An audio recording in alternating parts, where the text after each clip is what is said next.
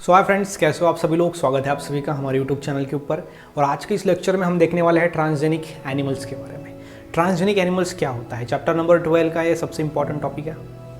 Exam में ये आने के चांसेस बहुत ज़्यादा है क्योंकि 2019 के एग्ज़ाम में ये आया था। जितनी इन्फॉर्मेशन मिली उससे पता चला कि 2019 में ये आया था। 2023 में भी आ सकता है, 2019 से पहले भी ये बहुत बार पूछा गया है। लेकिन ये टॉपिक इंटरेस्टिंग है, आसान है और IMP है, इंपॉर्टेंट है। मुझे लगता है आपको इसको करके जाना है। अगर आपने IMP वीडियो सीरीज़ अगर हमारी देखी नहीं है तो यहाँ पे डिस्क्रिप्शन में लिंक है प्लेलिस्ट की, या फिर हमारे प्लेलिस्ट सेक्शन में अगर आप जाओगे इस चैनल के तब आपको पूरे पार्ट वाइज वीडियोस मिल जाएंगे। हर एक IMP टॉपिक हमने कवर किए हुए अब तक के और आगे करने वाले, ठीक है। तो सबसे पहले स्टार्ट करते हैं, ट्रांसजेनिक एनिमल क्या होता है। देखो, नॉर्मल एनिमल और ट्रांसजेनिक एनिमल में क्या डिफरेंस है। जैसे ट्रांसजेनिक एनिमल्स होते हैं उसी प्रकार के ट्रांसजेनिक प्लांट्स भी होते हैं। अभी ट्रांसजेनिक एनिमल मतलब ऐसे एनिमल जिनके अंदर जो DNA है या फिर जिसका जीनोम है अंदर, जेनेटिक कॉन्स्टिट्यूशन, उसको अल्टर किया जाता है, थोड़ा चेंज किया जाता है। तो कैसे क्या, तो देख सकते हो। सबसे पहले many transgenic animal such as, कौन कौन से होते हैं, माइस, रैट है, रैबिट है, उसके बाद पिग है, शीप है, क्राउन है, फॉल्स है, फिश, हार्व, been produce through the rDNA technology. ये rDNA टेक्नोलॉजी की मदद से प्रोड्यूस किए जाते हैं।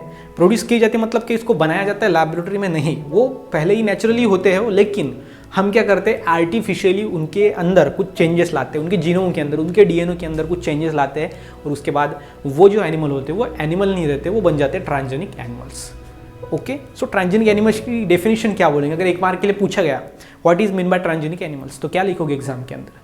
तो एग्जाम के अंदर लिखोगे the transgenic animals refer to an animal having modified genome. Okay, transgenic animals refer to have an animals having modified genome, जिसका जीनोम मॉडिफाइड होता है। ओके, जीनोम विद मॉडिफिकेशन, इनका जीनोम मॉडिफाई किया जाता है। अभी क्यों मॉडिफाई किया जाता है कि सर्टन कैरेक्टर्स के लिए मॉडिफाई किया जाता है। तो आप यहाँ पे देख सकते हो, ये जैसे कि ये रैट, यहाँ पे आप देख सकते हो चिकन है। तो इसके अंदर ट्रांसजेनिक अगर हमने बनाया तो वो ज़्यादा अंडे प्रोड्यूस करेगी, तो मतलब हमारा फ़ायदा ज़्यादा है। ओके, उसी तरीके से ट्रांसजेनिक काऊ भी हम यूज़ करते हैं as a bioreactor. Okay, transgenic fish for the protein rich meat, मतलब ऐसा फिश जो नेचर में जो फिश है उसके अंदर प्रोटीन ज़्यादा नहीं है, तो हम क्या करेंगे, प्रोटीन बनने वाला DNA उसके अंदर ऐड कर देंगे। तो फिश वो जो होगा नई वैरायटी हमने बनाई जिसके अंदर ज़्यादा प्रोटीन रहेगा, मतलब इसको हम कहते हैं ट्रांसजेनिक एनिमल्स। तो ट्रांसजेनिक एनिमल्स के बहुत सारे यूजेस हैं। ओके, सो ये आप समझ सकते हो। उसके बाद यहाँ पे काऊ अगर देखेंगे, काऊ के अंदर तो जो मिल्क रहेगा उसके अंदर कंटेंट ज़्यादा रहेगा, उसके अंदर न्यूट्रिशन ज़्यादा रहेगा। ऐसी काऊ हम जनरेट कर सकते हैं। तो ये जो डायग्राम में आप देख सकते हो ना, ये नॉर्मल काऊ है नहीं, ये rDNA की इस्तेमाल से बनाई गई काऊ है। इसके अंदर DNA ऐड करके वो कैरेक्टर को हासिल किया गया है। तो ये सब कुछ जो बायोटेक्नोलॉजी वर्क करता है, ये वर्क करता है फॉर ह्यूमन बींग्स के लिए, ह्यूमन बींग्स के वेलफेयर के लिए। अच्छे से अच्छे हम कैसे अपने जीवन को बेहतर बना सकते हैं, उसके लिए ये बायोटेक्नोलॉजी काम करता है। ये बायोलॉजी की ब्रांच है, इसलिए हम इसको बायो में पढ़ रहे हैं। तो ट्रांसजेनिक एनिमल्स के एप्लीकेशन देखो, एप्लीकेशन इंटरेस्टिंग है। तो एप्लीकेशन इसके क्या है कि इसको हम मेडिकल रिसर्च के अंदर यूज़ कर सकते हैं to identify the function of the specific factor. मतलब क्या किया, अभी चूहे के ऊपर हम एक्सपेरिमेंट करते हैं। क्यों? क्योंकि चूहे के अंदर मैक्सिमम जो जीनोम होता है वो ह्यूमन के जीनोम से मैच करता है। तो अगर हमको वैक्सीन देनी है तो हम सबसे पहले वो वैक्सीन को टेस्ट करेंगे चूहे के ऊपर, और जो चूहा होगा वो कौन सा होगा, ट्रांसजेनिक एनिमल्स। तो उसके ऊपर हम टेस्ट करेंगे और हमको रिजल्ट जल्दी मिलेंगे उसके। हम क्या कर सकते हैं, उनकी लाइफ साइकिल को कम कर सकते हैं with the help of rDNA technology. तो हमको रिजल्ट जल्दी मिल जाएंगे। अगर हम ह्यूमन के बॉडी के ऊपर डालेंगे तो वो ह्यूमन के बॉडी के अंदर डालेंगे तो 1-2 साल के बाद अगर रिजल्ट आना है तो हम वैक्सीन हम लोगों को कब देंगे। तो इसलिए ये एनिमल्स को यूज़ किया जाता है फॉर इन मेडिकल रिसर्च। दूसरा है फॉर मैक्सिमम ईल्ड मतलब प्रोडक्शन, ज़्यादा से ज़्यादा प्रोडक्शन करने के लिए।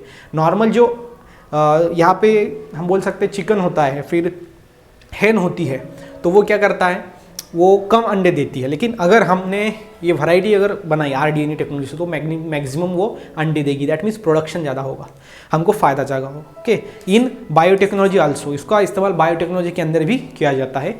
ठीक है, उसके बाद नेक्स्ट इन टैक्सिकोलॉजी। अब टैक्सिकोलॉजी मतलब क्या है कि जिसके अंदर टॉक्सिक सब्सटेंस को चेक किया जाता है, जो ब्रांच होती है। ओके, जैसे कि डिटेक्शन ऑफ टॉक्सिकेंट्स, मतलब अगर कोई सपोज करो एक आधा प्रोडक्ट है उसको चेक कराना है तो हम क्या कर सकते हैं, वो एनिमल के ऊपर पहले चेक कर सकते हैं, जिसके अंदर ये यूजफुल है। टॉक्सिसिटी के अंदर, टॉक्सिकोलॉजी के अंदर, इन फार्मास्यूटिकल इंडस्ट्री के अंदर भी हम इसको यूज़ कर सकते हैं। Targeted production of the pharmaceutical protein and the drugs, मतलब क्या कि फार्मास्यूटिकल एंड जो बाकी कंपनियां हैं, इंडस्ट्रीज है, जिसके अंदर हमको कोई चीज़ बनानी है, तो वो चीज़ बनाने के लिए कैसे हम ज़्यादा से ज़्यादा उसको यूज़ कर सकते हैं, कैसे वो एनिमल के अंदर चेंजेस लाके यूज़ कर सकते हैं, तो उसके अंदर हम ये ज़्यादा से ज़्यादा यूज़ कर सकते हैं। जिससे हमको क्या मिलेगा, हमको प्रोटीन हम ऐड कर सकते हैं, प्रोटीन बढ़ा सकते हैं, ड्रग्स को बना सकते हैं, ये सारी चीज़ें हम यूज़ कर सकते हैं। मतलब transgenic animals pharmaceutical and industries के अंदर भी यूज़ किए जाते हैं। उसके बाद इन मॉलिकुलर बायोलॉजी में से डीएनए इसके अंदर यूज़ किया जाता है for evolution of specific genetic change, मतलब हमारे बॉडी के अंदर जेनेटिक चेंज हुआ है या फिर नहीं हुआ है, ये भी हम आइडेंटिफाई कर सकते हैं with the help of transgenic animals. Then application और इसका है कि मैमेलियन डेवलपमेंटल जेनेटिक्स, मैमेलियन के अंदर, मैमल्स मतलब क्या कि ऐसे एनिमल जिसके अंदर मैमलरी ग्लैंड्स होती है फीमेल के अंदर, ओके, जिसको मिल्क प्रोड्यूसिंग ग्लैंड भी कहा जाता है, तो उसके अंदर मैमलरी ग्लैंड्स के अंदर ये जो मैमल्स के अंदर जेनेटिक का डेवलपमेंट है वो कैसे होता है, वो भी हम पढ़ सकते हैं with the help of transgenic animals. So transgenic animals बहुत इंपॉर्टेंट होते हैं और इंपॉर्टेंट रोल प्ले भी करते हैं, ये ट्रांसजेनिक एनिमल्स के बारे में। उसके बाद अगर देखें तो यहाँ पे ये एनिमल्स भी आपको दिख रहे हैं। इसी तरह प्रकार से ट्रांसजेनिक प्लांट्स भी होते हैं, जैसे कि आप यहाँ पे देख सकते हो, ये है ट्रांसजेनिक प्लांट। जो पहला ट्रांसजेनिक प्लांट था ना, वो था टोबैको। तो मैं आपको बता रहा हूँ ट्रांसजेनिक प्लांट भी पढ़ा रहा हूँ, ट्रांसजेनिक एनिमल्स भी। Transgenic plant similar transgenic animal का ही यहाँ पे काम होता है पूरा, सिर्फ यहाँ पे आपको क्या मिल जाएगा, आपको एग्जाम्पल्स अलग अलग दिखेंगे। जैसे कि यहाँ पे देखो ट्रांसजेनिक प्लांट्स कौन कौन से है, राइस है, व्हीट है, टोबैको है, सोयाबीन है, पोटैटो है, शुगर बीट है और ग्रेप्स है, ETC और बहुत सारे हैं, ठीक है। उसके बाद यहाँ पे उसके एडवांटेज भी आपको दिए गए हैं। तो ये जो नोट्स है ना, वो आपको कहाँ पे मिलेगा, डिस्क्रिप्शन में लिंक है, पहला वीडियो की नोट्स कहाँ पे मिलेंगे, उसमें जाके आप ये नोट्स ले सकते हो। बहुत ही ईजी, इंटरेस्टिंग और अमेजिंग नोट्स है, ठीक है। जो वीडियो देखने के बाद आपको पता चलेगा, नोट्स देखने के बाद पता चलेगा, जिसके ऊपर से मैं आपको पढ़ा रहा हूँ, ठीक है। तो ये ध्यान में रखना और वहाँ से थोड़ा पढ़ना, ठीक है। तो आज की वीडियो में हमने देखा transgenic animals and transgenic plants basic में और उसके एप्लीकेशन। मुझे लगता है कि ओवरऑल आपको समझ में आया होगा कि अगर कोई भी एग्जाम में ट्रांसजेनिक एनिमल्स या फिर ट्रांसजेनिक प्लांट ये अगर सवाल आता है तो कुछ ना कुछ आप वहाँ पे लिख सकते हो। ये ज़्यादा मार्क्स के लिए नहीं पूछा जाता है, 1-2 मार्क या फिर 3 मार्क्स के लिए पूछा जाएगा, लेकिन 100% पूछा जाएगा, ये ध्यान में रखना। इसी के साथ ही साथ मिलते हैं नेक्स्ट वीडियो में, तब तक के लिए stay happy, stay motivate, thank you so much.